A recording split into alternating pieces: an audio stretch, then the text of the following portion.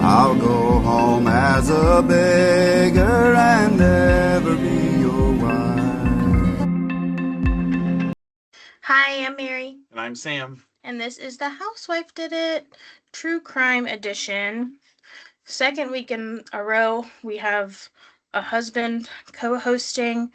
Last weekend, I was ill, apparently, according to Katie. I was having like a few days of hypoglycemia, and then I lost a crown.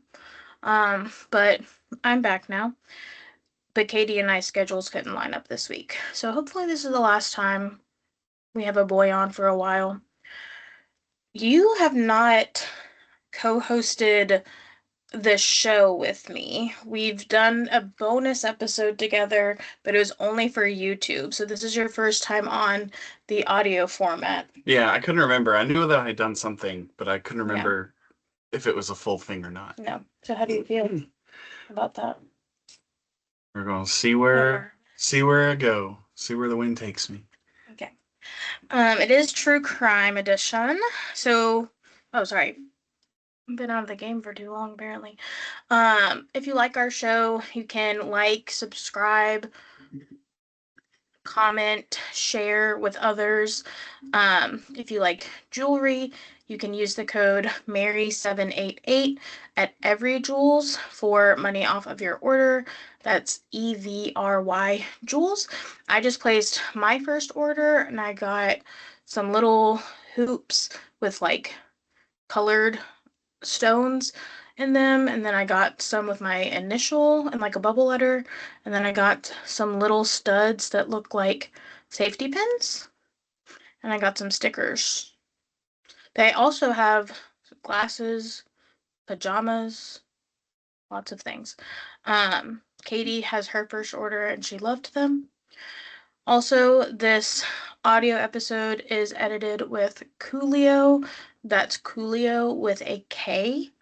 .ai, and they are helping us out with this episode. So thank you, Coolio, for all your help. Anything you want to add? I'm good. Okay. Coolio, not the rapper. Right. But speaking of rappers, we're going to jump into real-time true crime. So, quite a good bit of real-time true crime going on. Luckily, Katie and Billy got us caught up with Taylor, Frankie, Paul. Thanks, Queen. So I have a few more. First, Afro Man was being sued for defamation in Adams County, Ohio for his songs Lemon Pound Cake and Will You Help Me Repair My Door? Pretty straightforward. Yeah. The songs were written about an incident in which police raided Afro Man's home and went through his belongings, but they were at the wrong house. Afro Man was not home at the time of the raid, but his wife was, and she filmed it. So her footage and home surveillance footage was used in both music videos, and the deputies featured in the footage claimed that their likeness was used without their consent. In the trial, Afro Man stated, "All of this is their fault. If they hadn't wrongly raided my house, there would be no lawsuit. I would not know their names, they wouldn't be on my home surveillance system, and there would be no songs. The sheriff was never supposed to raid my house in the first place. The whole raid was a mistake. After they left, I had the right to kick the can and to do what I had to do to repair the damage they brought to my house. I have freedom of speech. I'm a rapper. I entertain for a living. Like you practice law for a living, so I have to go to work." They also took like $400 from him too. They stole some of his cash. That's crazy. For some reason. Afro Man won the lawsuit, and onlookers celebrated outside of the courthouse with lemon pound cake bars. Cute. Moving on. 31-year-old Joseph Duggar was arrested and charged with lewd and lascivious molestation of a victim less than 12 years old, conducted by a person 18 years or older. Can we just nuke the Duggars, please? The charges are from an incident that occurred in 2020 in Panama City Beach, in which Joseph, on a family vacation, molested a 9-year-old girl. The girl's father confronted him, and he allegedly admitted to the assault. He was booked into a jail in Washington County, Arkansas, and has been awaiting extradition to Bay County, Florida. According to the Bay County Sheriff's Office, Duggar asked the girl to sit on his lap or sit next to him on the couch throughout the vacation, and would then cover them with a blanket, touch her underwear, rub her thighs, and fondle her genitals. And his wife, Kendra Duggar, has now also been arrested in connection to the incident. Yeah. All right, last one. Huda Mustafa was hit with a restraining order to stay away from Louis Russell's son and his mother after some very frightening text messages came out. I'm gonna read through them. Okay. These are like back to back, like several messages in a row. She says, I'm not in a safe place, Louis. Am I even allowed to tell you these things? Do you care? I'm just gonna lay here. I'm not at the hotel, by the way. Don't know if you care about that. I'm going to your baby mom's house. In the Uber now. I'm about to be at Nick's. Then she sends him a screenshot of her Uber route and says, You believe me? Here's proof. What are you doing? Are you cheating on me? Are you cheating on me? You're cheating on me. I remember where you told me her window was. Then she sends him a picture of the stairwell at the apartment building and says, I'm in the apartment, so either you see me right now or I'm knocking at every door. I know the area you said the apartment was. How could you do this? It's 1:30 a.m. and you expect me to believe you're not with a bitch? You never don't answer this much. And there are several more after that. Essentially, she continues to say she's coming to his baby's mother's house, and then she accuses him of calling the police, and he says that he did not call the police, but he did text his ex and let her know what was happening, and that he felt like it was an unsafe situation, and I believe she called the police. Bad look. Can't all the blame way her. around. Yeah. Yeah, and then she posted and she was like, I'm aware of what's being said about me, and my legal team is dealing with this. And I'm like, girl, it's not like what's being said about you. Like, what you said. It's screenshots. So Oof. That's all I've got for real-time true crime. Do you have any real-time true crime? I We're don't think always so. up in the news. No.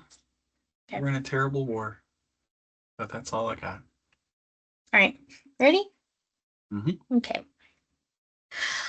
At around 11 p.m. on November 14th, 1997, 14-year-old Reena Virk arrived at a late-night party at Shoreline Community Middle School in View Royal, British Columbia.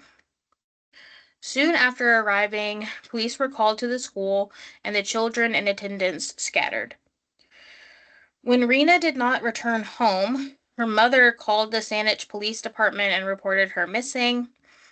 Her mother is not the only person who reported her missing, though, and we'll get to that. They initially believed her to be a runaway, but they did work on looking for her around the area. On November 22nd, the body of a teenage girl was found by a dive unit among the reeds in the Portage Inlet and was confirmed to be that of Reena Virk. The police constable operating the helicopter above the area said it was immediately clear to him that the figure he was seeing in the water was the body of the girl they had been looking for days. What happened between that party and the murder of a young girl would become one of the biggest national tragedies Canada had seen and became a catalyst for a moral panic that became known as girl violence. Do you know anything about Reena Virk? All I know is the show that we watched. Okay. Do you remember much of the show? Bits and pieces. Okay. I'm trying to put faces together. Okay. And the show, is not fully accurate. Yeah. It is somewhat of a dramatization. Yeah. So that's okay. Let me tell you. Reena Virk was born on March 10th, 1983, in Saanich, British Columbia. Her father had immigrated from India and pretty quickly met and fell in love with an Indian woman who had been born in Canada. He had chosen to immigrate to Canada specifically because it was peaceful and sleepy, and View Royal was a small, quiet seaside community. They had a low crime rate and a population of about 100,000, making it the perfect place to settle down. 100,000 is not that much, but it's also not nothing. Rena's, oh, yeah. I was just gonna say, Yeah. Rena's mother's family converted to Jehovah's Witnesses from Hinduism after they arrived to Canada. They refer to themselves as a minority within a minority, being part of the already small local South Asian community, and on top of that, not being, is it Sikh? When Reena was born, her dad instantly fell in love. He said she had a full head of hair. She just came out like a little grown up. He got to choose her name, and he insisted he be an equal participant in raising her. He did not believe it should just be her mom's job. He wanted to be an active father. Toward the end of middle school, Reena, like many teenage girls, was doing all she could to fit in. Her parents had described her as bubbly, innocent, spontaneous, and trusting, but she had recently changed a lot. She was now self-conscious and felt like no one would accept her. She was drawn to a group of girls who, it is safe to say, did not feel the same way about her. They taunted her for her weight, her culture, her dark skin, and her family's faith. But still, Reena was eager to be accepted by them and to impress them. Her dad described it as a hunger for friendship and approval. She began mimicking their behaviors, smoking cigarettes and marijuana, and spending a lot of time at a girls' home where one of the girls lived. The girls told Reena that if she wanted the freedom that they had, she would need to get into the foster care system. Easy peasy. yeah, just sign up. She asked how they got there, and they told her that they had all reported abuse from their families, and Reena took that as like a piece of advice, like here's how you do it. Something to say? It's just bad. Teenage girls don't give good advice. Don't listen Fair. to them. So in desperation to be closer to the girls, in 1996, Reena reported that she had been sexually abused by her father and was moved into the same girls' home under the province's care for several months. Reena's father believes that she did not realize how serious of an accusation this was or how it would affect him. She just wanted to be able to do what the other girls were doing. She wanted to stay out late, smoke, drink, not have to be back for curfew until 11 p.m. And she thought that that was how you did it. She didn't seem to realize that, like, the girls weren't just saying, like, oh, I said that's what happened. They were saying, like, that happened to me and I reported it. But she thought they just meant, like, that's just what you say. Dad's going to prison.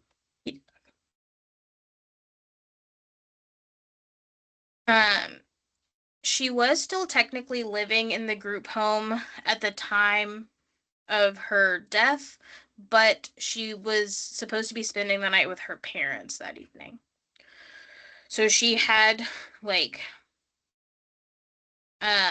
she had dropped the charges and admitted she had made up the story, and she was like in the process of moving back in with her parents. When Reena's body was found by police divers, she was lying in a shallow tidal pool about a kilometer away from the Craigflower Bridge at the Gorge Waterway. In the days she had been missing, people had been coming to the bridge to leave flowers for her. Her autopsy uncovered severe internal and external bruising. Her brain was swollen, which matched up with a shoe imprint on her forehead that indicated she was stomped on or kicked. There were also pebbles found in her throat, which indicated she was likely held face down in the shallow water and drowned that way. Drowning was Reena's official cause of death, but she would likely have died from her head injuries if she had not drowned. The following day, investigators dug in the sand and dirt under the bridge for additional clues. Once word spread that a body had been found, it caught the attention of two sisters at the girls' home where Reena had briefly stayed. They had known Reena when she lived in the home with them, and they believed they knew some other people who had motive to want to harm her. The two sisters, originally from Russia, knew that a group of girls from the home believed Reena had stolen a phone book and had been calling numbers from that book and spreading rumors about its owner, Nicole Cook. Why would she do that, though? Like, why do they think that she did that? Because she did. Hmm.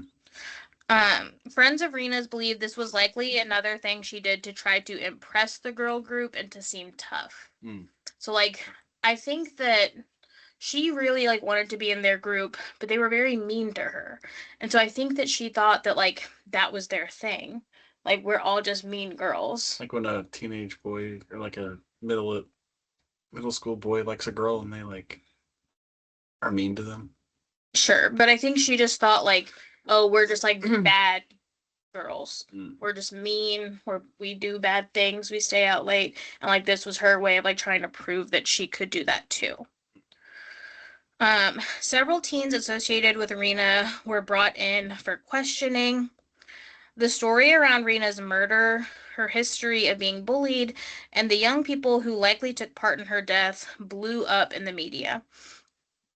The entire case was in the public eye in Canada, and eventually 6 teenage girls between the ages of 14 and 16 were arrested for assault and dubbed the Shoreline Six.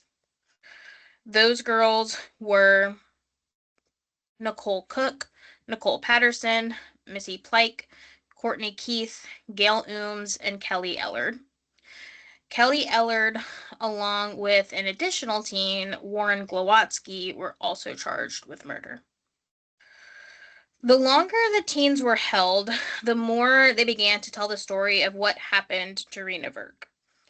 I am going to retell the events of the evening of Reena's murder as best I can from what the teens explained and agreed on. So, but it's kind of gonna bebop around a little bit based on like who is giving information. So, during dinner that evening, Reena got a call from her friends at the group home inviting her to a party. She was immediately interested, ears perked up, but her parents were not so sure. They told her they didn't think she should go, and they just had a bad feeling about it. She assured them that these were her friends, and there was no reason to worry. At around 10 p.m., Reena called her dad and told him that she was getting ready to leave the party and she would be home soon. After police arrived at that party at the middle school, teens dispersed from the school property. In the frenzy of running from authorities, Ellard then tells the rest of the group that they are going to jump Reena for the phone calls she made about Cook.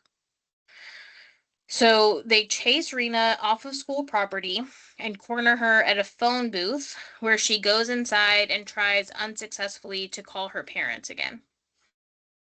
For a while, she is trapped inside the phone booth, but when she emerges, the group chases her again and leads her under the Craigflower Bridge, where they swarm her and begin beating her. Nicole Cook, the girl whose phone book Reena had taken, lit a cigarette and put it out on Reena's face, and then repeatedly punched and kicked her. Were they like trying to kill her, I guess, was the point? So just to beat her up. I don't think that the group as a whole was trying to kill her. I think they were just trying to beat her up. I do think that Kelly Ellard, like, kind of already had it in the back of her mind that, like, I could kill this girl. But I don't think that the whole group, I don't think that she told people that, and I don't think the whole group had that in mind. I think they just wanted to beat her up. I gotcha. Any other questions? Eventually, the teens leave, and shortly after that, Reena also walks away from the bridge. She made it to a nearby park with an old schoolhouse where she was hoping to be able to catch a bus back to her parents' house. She was unaware that she was being followed by Ellard and Glowatsky, who attacked her again. Ellard smashed her head against a tree, and Glowatsky curb stomped her face, knocking her unconscious. The two then dragged her body into the gorge waterway among the reeds in the Portage Inlet, where Ellard stood on top of Reena's body, smoking a cigarette while she drowned. When Reena did not come back to the group home by curfew at 11 p.m., the caretakers there were forced to report her missing. Cook and Pike returned to the scene of the beating, where they collected Reena's shoes and sweater. They took them back to their group home and asked another girl to hide them, but she told the staff at the home and they notified the police. Glowatsky had also told his girlfriend, 14-year-old Sarita Hartley, that he had gotten in a fight with another male student that evening. By Monday, rumors were flying all around the school. Apparently, Ellard had gone to a party the evening after Reena's death and bragged to several people about what she had done. And she seemed really proud. Keep your mouth shut. Of her actions. Why are we going around telling people? She was like, hell yeah. As they so often do with teenagers, the story was changing and getting misconstrued along the way. But one thing that remained consistent was the bridge. So that was what investigators focused on. They would ask the kids from the school if they had been at the bridge the evening in question, and if they said yes, they would be brought in for questioning. There ended up being so many kids to interview that they had to ask for help from a second police department and a fire department to interview all of them. Fire department. Right, because they have so much training on that. Yeah. During a news report, Reena's mom said she just had a gut feeling Reena was dead in a ditch somewhere. Which, like, I feel like as 90s kids, like, all of our moms said that at some point in their lives.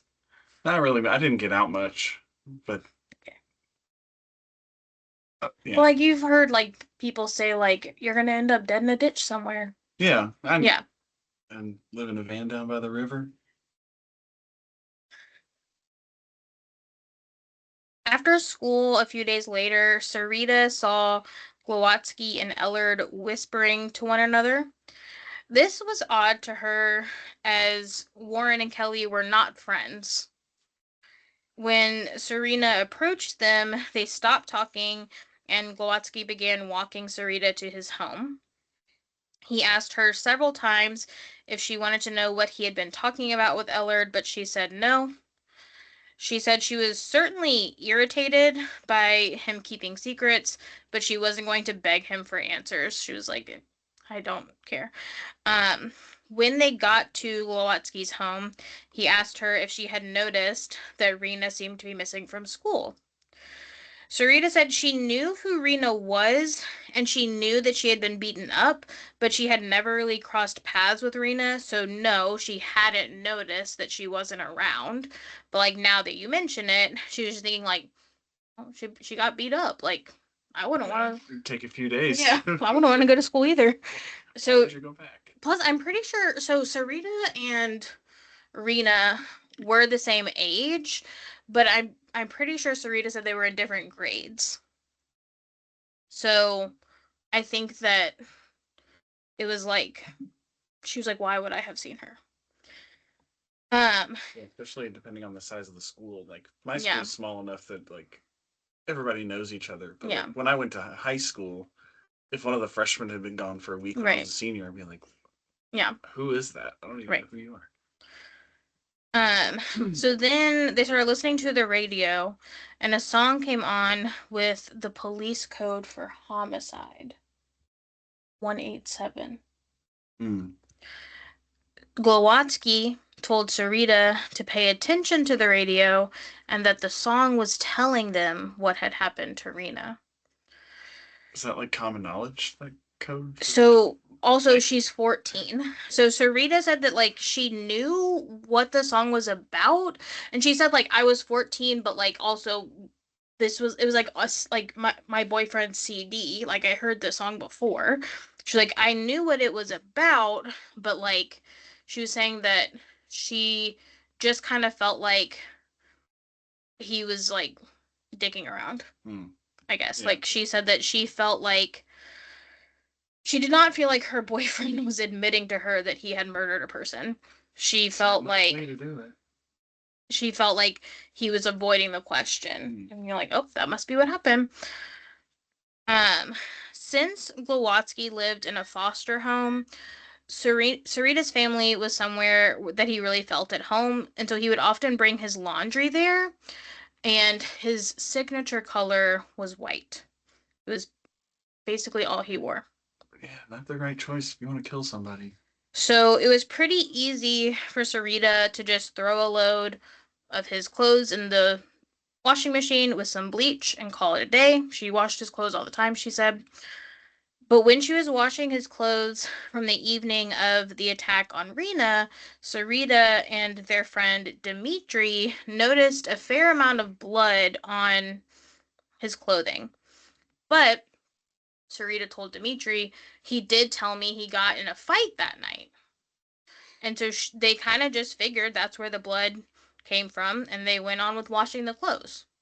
Like enough blood that would pass. Of like, oh yeah, just I mean, like, because he, not that he got in a fight, but like,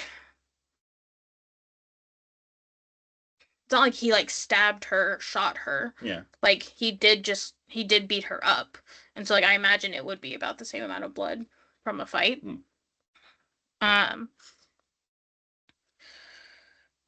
On February, I don't know why I have this kind of. Anyway, so that's the story up until like the time that like they're being interviewed and charged. That's what everyone is saying happened so far. On February 9th, 1998, 3 girls pleaded guilty to assault causing bodily harm, and on February 13th, 3 additional girls were convicted of assault causing bodily harm. Between April and May, the girls were sentenced, with sentences ranging from 60 days to 1 year in jail and some conditional sentences. So nobody for killing her. We're not done yet. I know, I'm just saying, like, at the moment. Reena's family felt like these sentences were fair. Court reporters noted like that they were very surprised by how small each of the girls were, but that they also seemed very detached and very intimidating. Like they were like it was weird because like I was kind of scared of them, but they're very small. So they're like 14 years old. Glowatsky was 16 at the time of the murder. His parents had moved away and he was living with a foster mom. He was born in Medicine Hat, Alberta, but had also lived in Estevan and Regina in Saskatchewan, and then in Castleauger, British Columbia, before moving in with this foster mom in Saanich. Unlike the girls involved in the assault and murder, Glowatsky did not really know Reena very well. So his involvement in the murder seemed to just have been a result of like mob mentality. Sarita felt like she may have unintentionally had a hand in Warren being arrested. She was interviewed by police on 4 separate occasions, and as time passed between each one, the gossip around the school began to seep its way into Sarita's statements. So, like, they would interview her, thanks so much. She would go back to school. Like a week later, they would call her back in and interview her again. And so she was kind of just telling them, like, what she was hearing around the school. She would go into the interviews thinking if she just told the truth, the police would be able to figure out that her boyfriend was not involved. But by the time she left her final interview, she had told police that Glowatsky had fully confessed to her. Oof. Yeah. Yeah, that's fine. She also said like she was not allowed to have her parents or an attorney in the room with her. Is that normal in Canada? No. They don't. I mean, they don't have the they don't have the Miranda rights in Canada. No, but like she's 14. Yeah. Warren Glowatsky pleaded not guilty. He was charged with murder, sorry. He pleaded not guilty. During the trial, courtgoers were shocked by the juxtaposition of the teenage girls they had seen and this lone boy involved in the assault. Glowatsky was also very small. He barely sat taller than the witness box, but he hardly seemed tough at all. While the girls appeared intimidating and kind of scary, Glowatsky seemed like an unlikely participant. Like they were like, why was he there? As an adult, Sarita said that her statements should have been considered hearsay and that the statements she made were given under coercion. Sarita was not interviewed with a legal guardian or counsel present, and she just wanted to tell the police what she thought they wanted to hear so that she could go home. Sarita ended up testifying against Glowatsky in court, but she said that the statements she gave police were not true. She became a hostile witness and her testimony was thrown out. However, her police statements were used as evidence and helped the jury to convict. Sure how that works. Right, so she sat up there and she said, I lied. And they said, hostile witness, get her out of here, but let's use the statements she said were lies. In June of 1999, Warren Glowatsky was convicted of second-degree murder and sentenced to life in prison. Before he entered the court that day, he hugged Reena's parents and told them how sorry he was. At the sentencing, Reena's mom, Reena Virk, held Sarita's hand and hugged her as the news was delivered. After the trial, Sarita's name and picture were plastered in the news, and she was labeled as the emotional girlfriend desperate to keep her boyfriend out of prison by lying in court. She was presented in the media as the antithesis of Reena, a pretty, thin girl who fit in and was popular. She had friends and a boyfriend who loved her. And Sarita was frustrated, to say the least, by the fact that the Shoreline 6 were covered under the Protection Act, but she wasn't. So they were covered under the Protection Act because they were like going to trial. And so she just felt like it was not fair that they had beaten a girl before she was murdered. And then they had to be arrested with their heads covered to protect their identities. But Sarita, who had nothing to do with the events of that evening, was having a narrative pushed about her for the entire country to see. And she admitted that she ended up spending more time in the counselor's office than in a classroom for like the remainder of her school years. Makes sense. In November of 2001, Glowatsky's defense team appealed his conviction, but that appeal was dismissed. In November of 2004, he was eligible for day parole for the first time. What is that? It's where you get to leave but you have to be back at night. Hmm. I don't know if it's like an everyday thing or like just It's a for like special thing occasions. along But, Austin. being 16 at the time of the murder and being tried as a juvenile, Glowatsky was automatically eligible for parole after serving 7 years. At his first parole hearing, Glowatsky was denied day parole. While in prison, he discovered that he was Métis, which is like a indigenous group in Canada. So this meant that he had indigenous ancestry tied to the three prairie provinces, parts of Ontario, and the Northwest Territories. Through this discovery, he began to learn more about his heritage and participate in healing circles and restorative justice initiatives with his elders. Anything you want to say about that? No. The restorative justice practitioners helped Glowatsky meet with the Virk family, and he apologized again and asked for their forgiveness. They felt that he had taken responsibility and expressed remorse for his part in the murder, and thus they did offer him their forgiveness. And they went to his parole hearing and were on his side. Okay, I do want to say something. Okay. It seems mighty convenient. Oh, this is really fascinating. I'm Native American. Now I'm indigenous. All these people get on my side.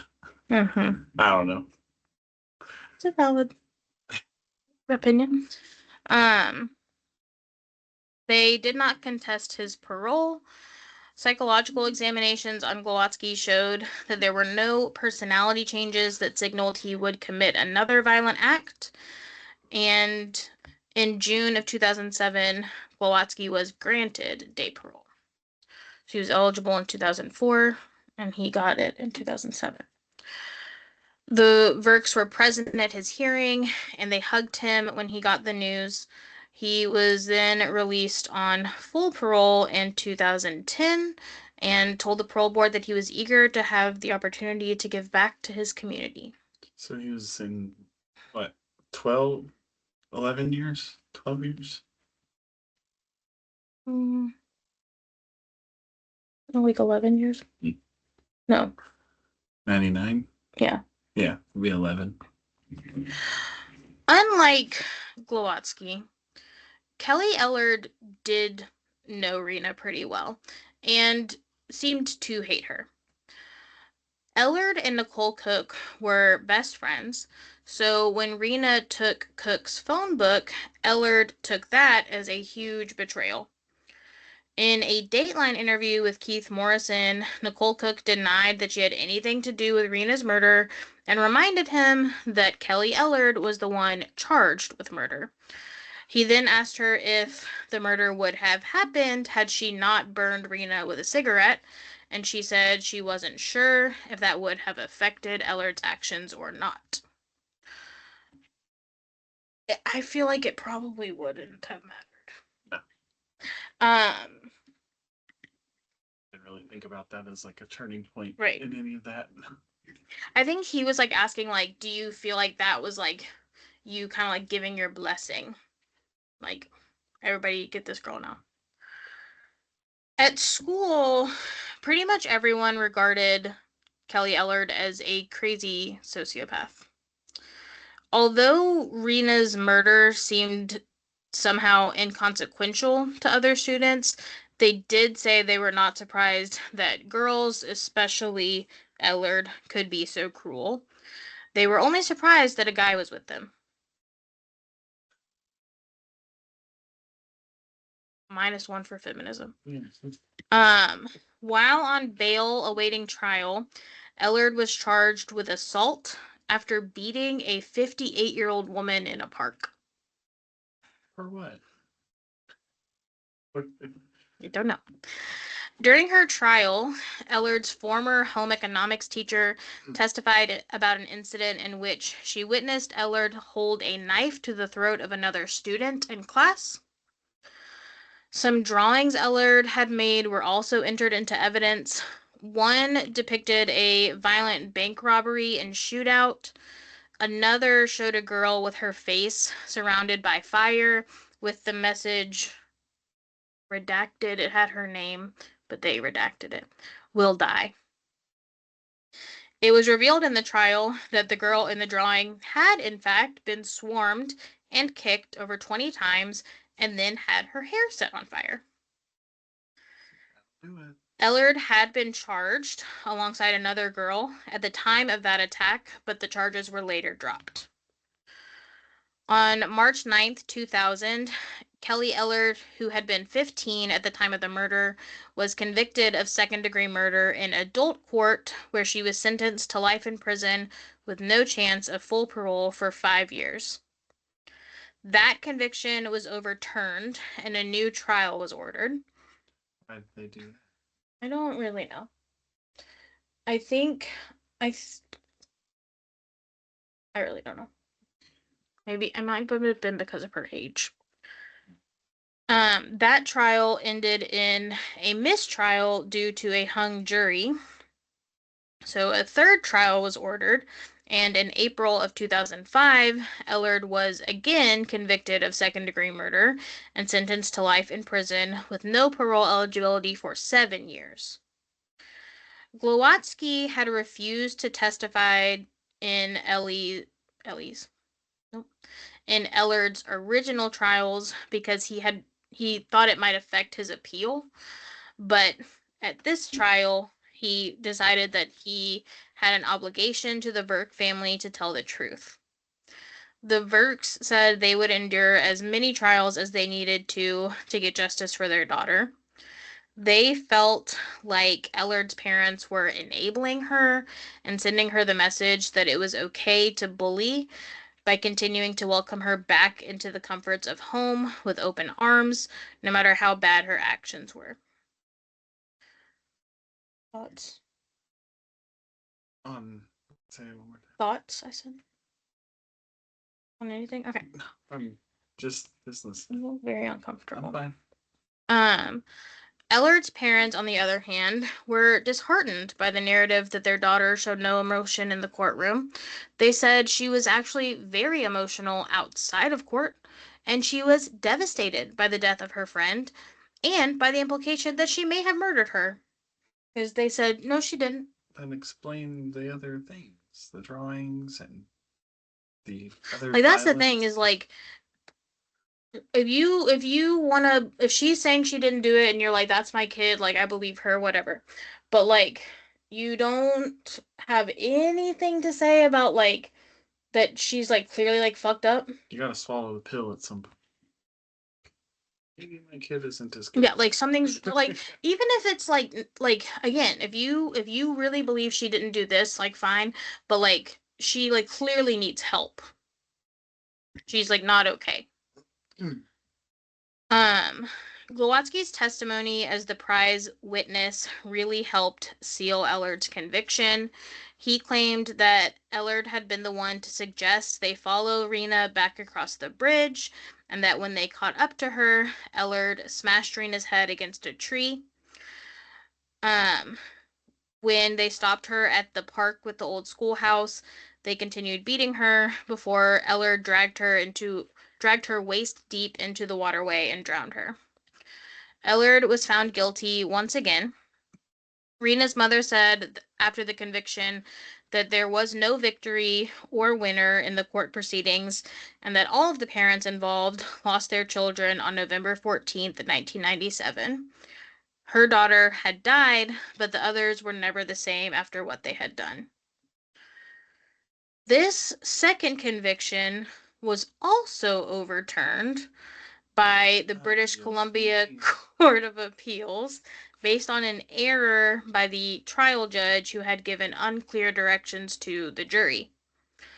On June 12, 2009, the Supreme Court of Canada overturned the Court of Appeals decision, ruling that the third trial had been fairly executed and that the error referenced in the Court of Appeals was harmless and irrelevant. They said it was?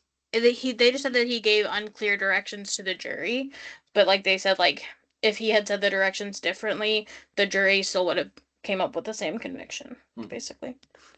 They maintained her conviction. In 2017, after giving birth, Ellard was granted day parole to attend medical appointments and mother-toddler programs. Conjugal visits, baby. In October of 2018, Ellard changed her name to Carrie Sim, and her day parole was extended.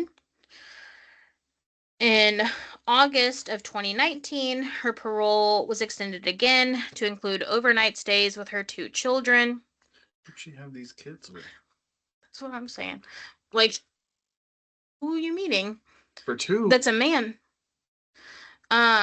In May of 2022, Sim waived her right to a parole hearing, stating that she did not feel she was ready to return to society on a full-time basis. Good for her.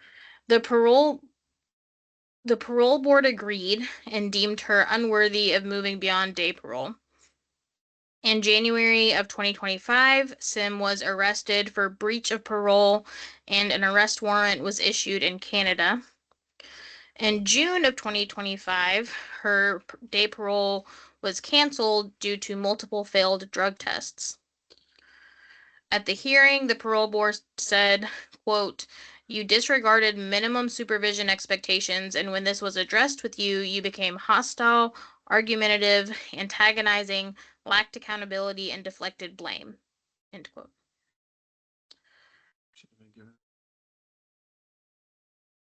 Unlike Glowatsky, the Virks did not believe Sim was remorseful for her actions. They have publicly stated that she should follow Glowatsky's example of taking accountability and working on himself. It took her 19 years to take even partial responsibility for Reena's death, saying that she had dragged Reena into the water, and then she said if she hadn't been there that night, Reena probably wouldn't have died. Strong case. Like, you killed her. What do you mean? The murder of Reena Virk has become the inspiration for several pieces of media, including books, plays, and shows. In 2001, a monologue play by Joan McLeod came out called The Shape of a Girl. In 2004, Carrie Mack published a novel inspired by the case called The Beckoners. In the novel, a team named Zoe gets brought into a mean girl clique by a girl named Beck. Beck and her followers terrorize a student named April, who they call Dog. Oh. And Zoe is forced to choose between her friends in the group or helping April. Also in 2004, a thesis by Sheila Bhattacharya titled Racism, Girl Violence, and the Murder of Reena Virk about the case was published in the form of a book renamed Girls' Violence, Myths, and Realities. In her writing, Bhattacharya asserts that the attack was less racially motivated than a gender-based assault, just like basically chalking it up again to girl violence. In 2005, Rebecca Godfrey released her book Under the Bridge, The True Story of the Murder of Reena Virk. In 2007, Reese Witherspoon acquired film rights for the book, but in 2011, the project was paused. In 2022, filmmaker Quinn Shepard took over the project, and the TV series Under the Bridge premiered on Hulu on April 17th, 2024. In 2008, Manjeet Virk, Reena's dad, wrote a book about the murder titled Reena, A Father's Story. In it, he criticizes the British Columbia Ministry of Children and Family Development, as well as the entire justice system in British Columbia. He claims that at the time the book was released, the ministry had never apologized or taken responsibility for removing Reena from their home and placing her into a group home with the girls who would eventually kill her. In 2010 and again in 2012, students from Walkerville High School in Windsor, Ontario, performed a play based on Reena's murder and invited members of the community as well as the Virk family to attend. I have questions. I have questions. It makes me think of like, did you ever watch Skins? No. One of the seasons opens, I think it might be the first one, like the first episode, the pilot, it's like opening, and they're British, they're in England, and they're doing a play about 9/11. Oh. It's like so Ooh, uncomfortable. Yeah, that's bad. That's It's like supposed to be like, oh no, kind of thing. But that's what it makes me think of. Yeah. In 2015, Soraya Pirbay published a collection of poems dedicated to Reena Virk in a book titled Tell Poems for a Girlhood. The series of poems tackles topics related to the lead up to Reena's murder, including anxiety, adolescence, racism, and peer violence. In 2021, Loreth Ann Wright released her novel inspired by the case, Beneath Devil's Bridge. In it, a true crime podcaster, Trinity Scott, investigates the cold case murder of teenager Lena Ray. In the novel, the school guidance counselor Clayton J. Pelly confesses to the murder and is sent to prison, but later recants and claims he is innocent. Is it the same school? No, it's fictional. Oh. Trinity works to uncover who may have been responsible for Lena's murder, looking at all of the town's residents, including a retired detective who took the lead on the case. That one I would say is loosely inspired. It's more about like the fact that it was a murder under a bridge, but it's like all adults who did it or who were involved. The case of Reena Virk's murder also inspired schools across British Columbia to create stronger anti-bullying programs. And her parents became really strong anti-bullying advocates for that. So that's the end of my story. Any questions, comments, concerns? So only one of them was convicted of. 2 of them were convicted of second-degree murder. Okay. The boy. Yeah. And Kelly Eller. Yeah.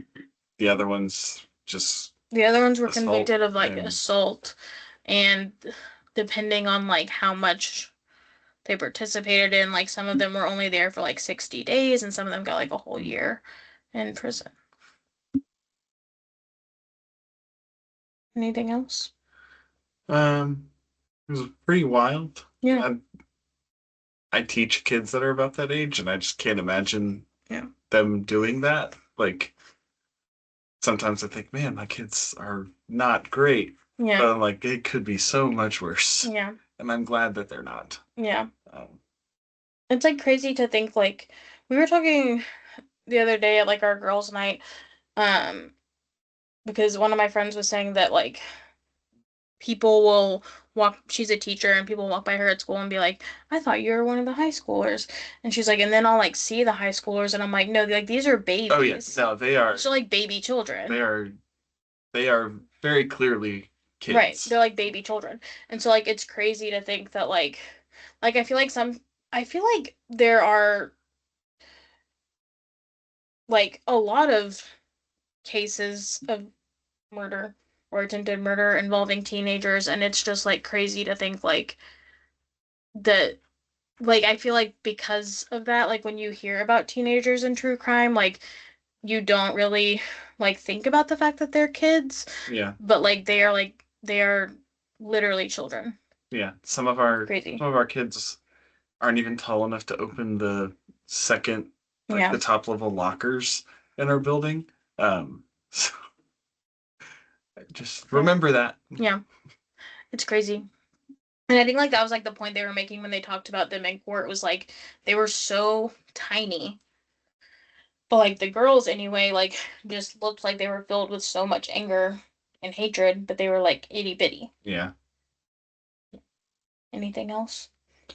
The show was good. Yeah. Under the Bridge was good, even if it is loosely based. It was really I mean, it's like not. I wouldn't say it's Like- loosely like based, but like they changed some things. Yeah. It was really good. Yeah. Lily Gladstone is really good in it. She was the indigenous cop. She was really good. Anything you want to tell the people? I can't think of anything. I got nothing. Bye. Bye.